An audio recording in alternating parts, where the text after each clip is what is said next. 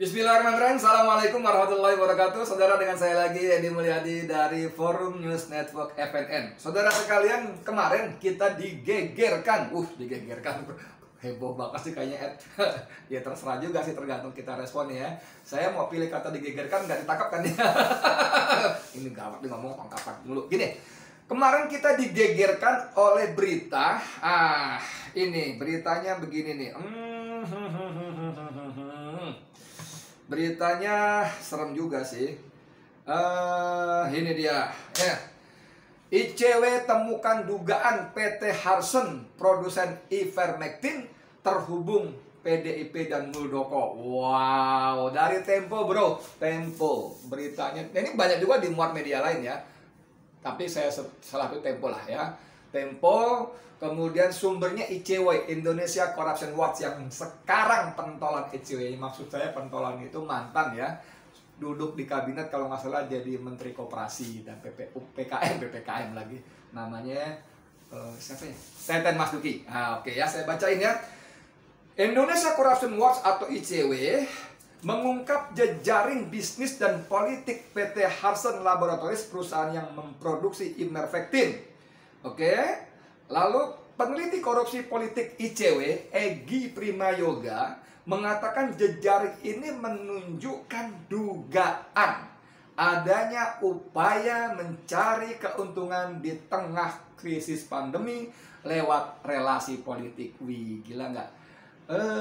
Adanya upaya mencari keuntungan ekonomi materi di tengah krisis pandemi. Lewat relasi politik. Iyalah, bisnis itu dulu ingat nggak? Rizal Ramli itu disebut peng-peng. Peng-peng itu penguasa merangkap pengusaha. Dia bilang menjadi penguasa itu mulia, menjadi pengusaha itu mulia. Tapi menggabungkan diri menjadi penguasa yang pengusaha atau pengusaha yang menjadi penguasa, maka ini betul-betul kelakuan yang buruk. Pertama, dia akan bisa menikmati leverage, leverage dan privilege sekaligus, keuntungan-keuntungan yang tidak bisa dinikmati oleh seorang pengusaha biasa. Jadi ketika ada tender segala macam, dengan segala cara panitia akan memenangkan bosnya yang jadi penguasa sekaligus pengusaha dan sebagainya. Dan itu adalah perilaku yang sangat buruk dan busuk. Ingat nggak Rizal Ramli ngomong gitu ya? Tahun 2015an tuh kalau nggak salah. Kita paham yang dimaksud siapa waktu itu, tapi kita nggak mau bahas itu. Nah, ini kata ICW ini mencari keuntungan di tengah krisis pandemi lewat relasi politik. Gambarannya adalah ada sebuah perusahaan mencoba mencari keuntungan dan dia menjalin relasi dengan berbagai pihak. Di antaranya adalah politisi dan pejabat publik, kata Egy dalam diskusi daring Kamis kemarin ya, 22 Juli 2021, dan ini berita menjadi sangat viral. Oke? Sepanjang Juni-Juli 2021, ICW menelusuri jejaring politik dan bisnis ini melalui berbagai sumber. Di antaranya penelusuran digital seperti pemberitaan media, akta perusahaan, dan sumber-sumber lainnya. Gimana bro? Saya lanjut lagi. Egy mengatakan ada 3 temuan penting dari penelusuran ini, yakni kaitan antara PT Harsen Laboratories dengan politikus PDI Perjuangan dan kepala staf kepresidenan Muldoko. Muldoko sebelumnya dikenal sebagai begal politik, ingat? Dia mengkudeta ketua umum dia Partai Demokrat dengan sebuah kongres luar biasa di Medan. Yang itu juga sebetulnya melanggar prokes ya, terjadi kerumunan. 1.000 orang lebih bos berkumpul dalam sebuah ruangan besar sebuah hotel maksud saya. Tapi ya 1.000 orang, gila kan? Aduh, dan orang menunjukkan dia sebagai begal politik. Waktu itu saya nggak mau ikut terlibat. Karena iyalah bagi yang lain aja lah. Selain kita punya catatan sejarah sendiri tentang Demokrat kan. Kemana selama ini Demokrat ketika rakyat babak belur dan sebagainya. Udah, ngelantur lagi dasar kakek-kakek. Ini Egy mengatakan PT Harsen Laboratories itu sendiri memiliki jaringan bisnis dengan perusahaan-perusahaan lain. Direktur dan Komisaris PT Harsen, Harjo Seno, dan Runi Adianti terafiliasi dengan PT Seruni Mekarjaya yang bergerak di bidang pariwisata. Wih, cewek kalau mulai bergerak ya begini ya. Menurut Egy, nama pasangan suami istri tersebut juga ditemukan dalam dokumen Panama Papers. Masih ingat? Udah nggak usah panjang nanti melebar kemana-mana lagi. Mereka terhubung dengan Unix Capital Limited, perusahaan cangkang yang terdaftar di British Virgin Islands. Selain itu, nama para pengurus dan pemilik saham PT Harsen ini juga tertera di PT Sentra Sukses Kencana. Saya belum ketemu nih, kita baca dulu ya kaitan-kaitannya. Berikutnya ialah Sofia Kuswara. Sofia Kuswara, Wakil Presiden PT Harsen Laboratories. Kendati namanya tak tertera dalam akta perusahaan PT Harsen, Egy mengatakan Sofia memegang peran penting dalam menjalin relasi dengan berbagai pihak. Siapa Sofia Kuswara ini? Sofia berhubungan dengan Frontline COVID-19 Clinical Care FLCC, Triple C. Dia merupakan ketua FLCCC Indonesia. Adapun salah satu anggota FLCCC adalah Budi Antariksa, tim uji klinis ivermectin sekaligus anggota tim dokter kepresidenan. Mulai ketemu kaitannya? Mulai ketemu ya? Rangkaiannya belok sana, muter sana, wah, jebret ujung-ujungnya tim dokter kepresidenan. Egy melanjutkan, Sofia juga tercatat sebagai direktur dan pemilik PT Nurpai Perkasa. Menurut Egy, saham terbesar PT Nurpai dimiliki Juanina Rahman. Siapa Juanina Rahman? Jangan kaget, siap-siap. Ambil napas. Pelan-pelan. Tarik napas, ya. Oke, jelas. Juanina Rahman adalah anak dari Kepala Staf Presiden Mueldoko. Dasar toh, dasar. Joanna juga sebagai tenaga khusus atau tenaga ahli di KSPP kantor SAP. Mampus nggak lo? Sorry. Ini kalau ICW kerja ya plus minusnya kita boleh setuju nggak setuju. Ini dia punya tim investigasi memang ulet gigi sehingga menemukan rangkaiannya. Ujung-ujungnya ada perempuan cantik muda menjadi staf khusus di KSP kantor staf presiden. Dan perempuan muda cantik itu bernama Juanina Rahman, yaitu anak Ndoro Muldoko. Egy mengatakan Muldoko juga ditenggarai berhubungan dengan Sofia Kuswara melalui kerjasama Torpe dan Himpunan Kerukunan Tani Indonesia HKTI menyangkut ekspor beras. Mantan Panglima TNI tersebut merupakan Ketua Umum HKTI. Kita pernah dengar Ketua HKTI waktu itu Jenderal Prabowo Subianto. Nggak usah mampir-mampir lagi, kita langsung saja ya. Muldoko tentu saja membantah pernyataan ICW berkaitan dengan anak saya dan juga HKTI. Ini tuduhan berbahaya dan ngawur karena nggak ada hubungannya sama sekali, kata Muldoko ketika dikonfirmasi Kamis 22 Juli. Saudara sekalian, ini ya haruslah kalau siapapun dituduh akan membantah. Kalau Anda menuduh saya, Edi, lu punya pabrik tahu di tergantung saya membantah nggak ya? Boleh juga. Kalau tahu sebaiknya dibantah ya, tahu berapa sih. Tapi kalau Edi, ternyata lu punya pabrik mobil. Judulnya SMP. Kalau SMP ketinggian SMP. Nah, itu tergantung saya membantah apa enggak kan gitu kan.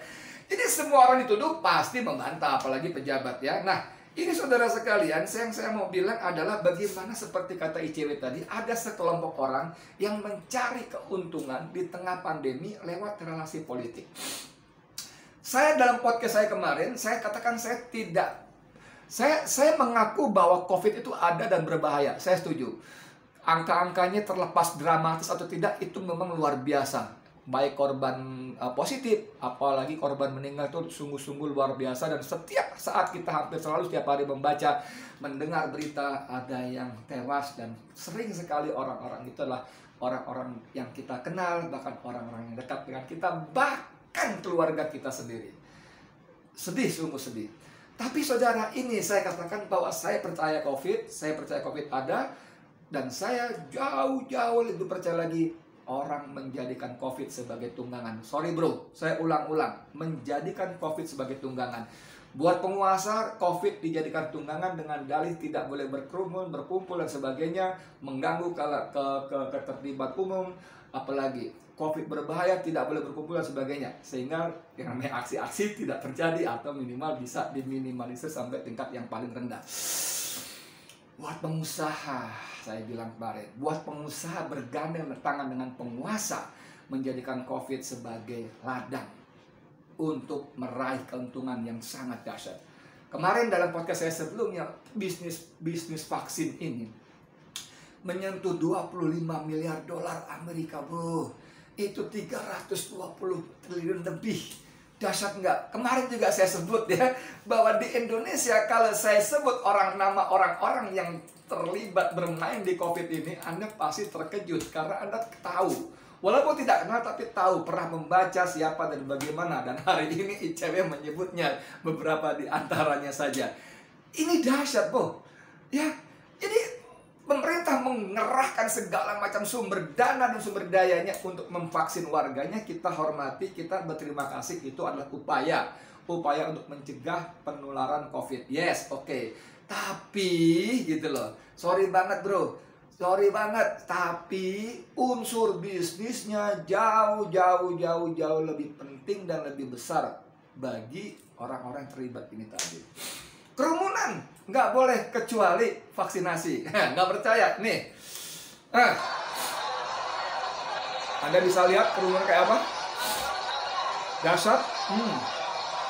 Vaksinasi, bos. Sebelah kiri, yes, tuh di halaman. Dasar manusia. Wow, lihat kerumunan. Sebelumnya saya tampilkan yang di Renon itu, video pendek 10 detik. Nah, lihat. Ini lihat kerumunan ini manusia, saudara. Dan tidak apa-apa. Karena untuk vaksinasi.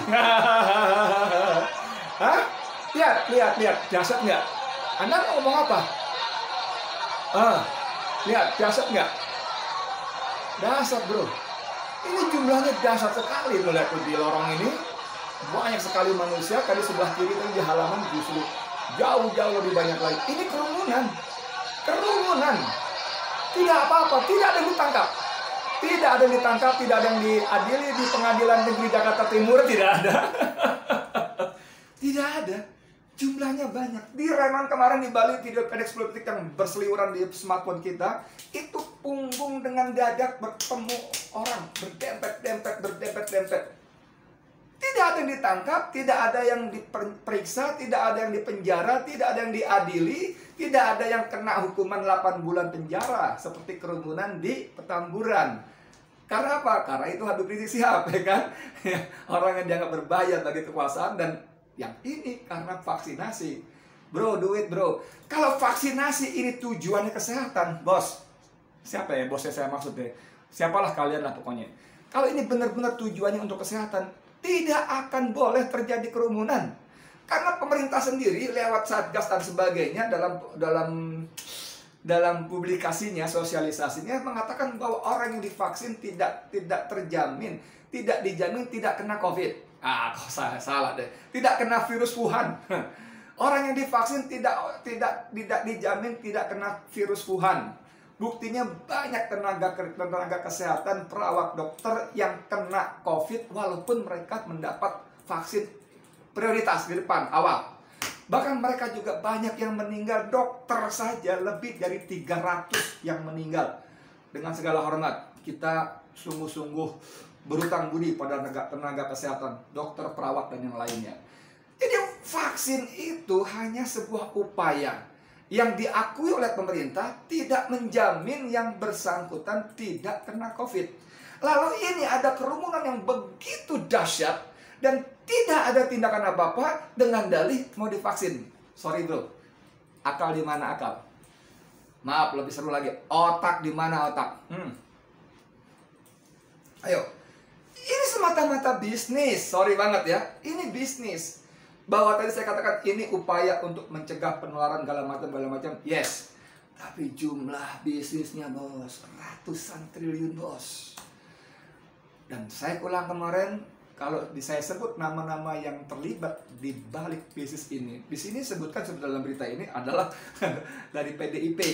yaitu Rika Ciptaning, yang kita sempat terenyak dan terkagum-kagum. Dia mengatakan, saya tidak mau divaksin walaupun udah 63 tahun, saya mending bayar 5 juta gitu kan. Ternyata anaknya terlibat, walaupun tentu saja dia akan membantah dong. Pasti normalnya membantah, gila masa iya gue nggak mungkin juga gitu loh. Aduh gila.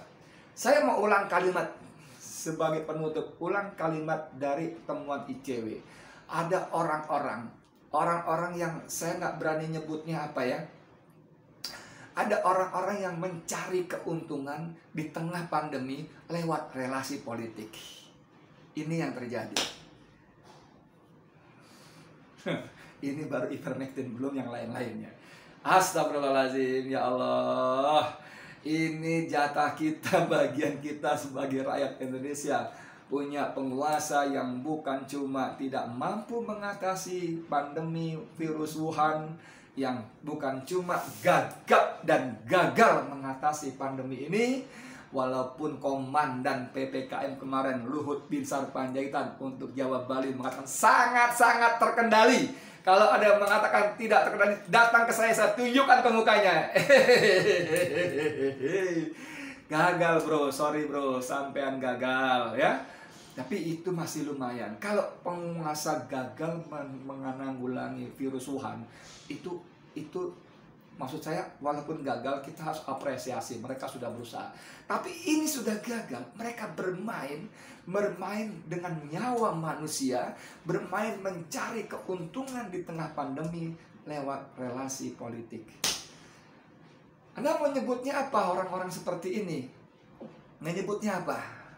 Tidak berkemanusiaan, tidak punya hati, tidak punya nurani, serakah, rakus, greedy. Mau nyebut apa? Monggo silakan. Aduh, pegal juga kita jadinya jadi rakyat ya. Ampun. Ya wes gitu aja dah ya. Kita berharaplah, akhirnya kita berharap bahwa kita tetap bermasker, bahwa kita tetap mencuci tangan, bahwa kita tetap menjaga jarak, sampai masjid-masjid pun dijauhkan jaraknya, softnya bahkan ditutup ya. Oke lah, itu kita mau ngapain, kita lawan ya kita kalah, nanti disebut kita memberontak lagi. Maksud saya kita lawan peraturan itu ya, bukan lawan penguasa ya. Melawan peraturan ini, masjid nggak boleh tutup, wah ini radikal. Masjid nggak boleh tutup, wah ini intoleran, ini aduh macam-macam stempelnya. Tapi kita tetap berdoa deh, semoga Allah bantu negara ini keluar dari krisis. Dan itu mungkin, sorry banget kalau doanya, itu mungkin dimulai dengan ganti komandan ya. Selama komandannya seperti ini, apapun yang dilakukan, fakta menunjukkan dari satu blunder ke blunder yang lainnya, Amin ya rabbal alamin. Saya Edi Mulyadi untuk FNN. Assalamualaikum warahmatullahi wabarakatuh.